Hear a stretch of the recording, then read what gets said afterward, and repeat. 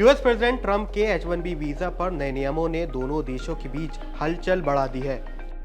नए नियमों में वीजा फीस में 100 गुना की बढ़ोतरी की वजह से आईटी प्रोफेशनल्स के बीच एक बड़ा कंफ्यूजन नजर आया, जिसके बाद यूएस प्रेस सेक्रेटरी की ओर से भी सैटरडे को क्लैरिफिकेशन भी जारी किया गया। लेकिन ट्रंप के इस नए कदम की वजह से इंडियन आईटी कंपनीज और प्रोफेशनल से ज्यादा नुकसान तो मेटा, अमेजॉन और माइक्रोसॉफ्ट का होने जा रहा है। इसे समझने के लिए आपको वीजा प्रोसेस और कंपनीज के स्ट्रक्चर्स को समझना होगा। H-1B वीजा के जरिए हाई स्किल और स्पेशलाइज्ड फॉरेन प्रोफेशनल्स को हर साल यूएस बुलाया जाता है। हर साल करीब 85,000 वीजा जारी किए जाते हैं। इनमें से अकेले इंडियंस को करीब 73% से ज्यादा ये वीजा मिलते हैं। इंडियन आईटी कंपनीज की 10 से 15% की वर्कफोर्स अमेरिका में काम करती है। इनमें से 65 से 70% लोकल लोग हैं, जबकि असल में कंपनी की ग्लोबल वर्कफोर्स का सिर्फ 1 से 3% ही H-1B वीजा पर काम करते हैं।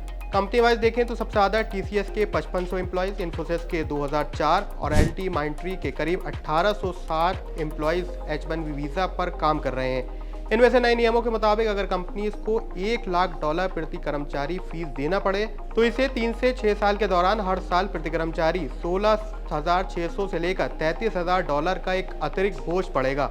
यानी कि एम्प्लॉय एक्सपेंसेस में सीधे सीधे कंपनी को 2 से 3% की बढ़ोतरी झेलनी पड़ेगी। जबकि इसकी जगह कंपनीज अगर लोकल हायरिंग करती हैं तो उन्हें 25 से 30% ज़्यादा खर्च पर हायरिंग करना पड़ेगी, जिससे भी एम्प्लॉय एक्सपेंसेस सीधे सीधे 2 से 4% की बढ़ोतरी होगी। लेकिन इंडियन कंपनीज के कंपैरिजन में अमेजॉन, माइक्रोसॉफ्ट और मेटा के 21,000 से ज़्यादा एम्प्लॉयज़ H-1B वीज़ा पर काम करते हैं। यानी कि इंडियन कंपनीज की तुलना में सीधे सीधे इन टेक जायंट्स की डिपेंडेंसी H-1B वीज़ा पर ज़्यादा है, जिससे नए नियमों का नुकसान इन्हें ज़्यादा झेलना पड़ेगा। ऐसे में ज़्यादा कंपनीज ऑफशोरिंग और कॉन्ट्रैक्ट्स पर टास्क दूसरे देशों को ट्रांसफर करेंगी, जिससे कॉस्ट में कमी की जा सकती है। अब ये बात हुई कंपनीज की, लेकिन इस फैसले की वजह से इनकम टैक्स के रूप में ट्रंप प्रशासन को काफ़ी नुकसान उठाना पड़ेगा, क्योंकि यूएस में 7,30,000 से ज़्यादा H-1B वीज़ा होल्डर्स मौजूद हैं। यूएस इकोनॉमी में इनके कंट्रीब्यूशन को देख लीजिए, करीब 86 बिलियन पर ईयर, यानी करीब 7.5 लाख करोड़ से ज़्यादा का कंट्रीब्यूशन इकोनॉमी में ये लोग करते हैं। जबकि हर साल H-1B वीज़ा होल्डर $35 बिलियन यानी करीब 3 लाख करोड़ से ज़्यादा का टैक्स भी देते हैं। हालांकि पुराने H-1B वीज़ा होल्डर्स पर नए नियम लागू नहीं होंगे, लेकिन अगर कॉन्ट्रैक्ट का ट्रेंड बढ़ता है और यूएस में बढ़ती कॉस्ट की वजह से H-1B वीज़ा होल्डर्स दूसरे देशों का रुख कर सकते हैं, जिसका सीधा मतलब है कि इस टैक्स रेवेन्यू पर ट्रंप प्रशासन को बड़ा नुकसान उठाना पड़ेगा। इसके अलावा हालिया वीजा नियम भारत के लिए रिवर्स ब्रेन ड्रेन का भी काम कर सकते हैं। इतिहास पर नजर डालें तो सदी की शुरुआत में Y2K बग की वजह से इंडियन आईटी कंपनीज को बड़ा फायदा उस वक्त हुआ था।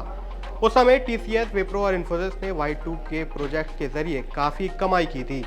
हालांकि उस समय H-1B वीजा के नियम काफी सख्त थे।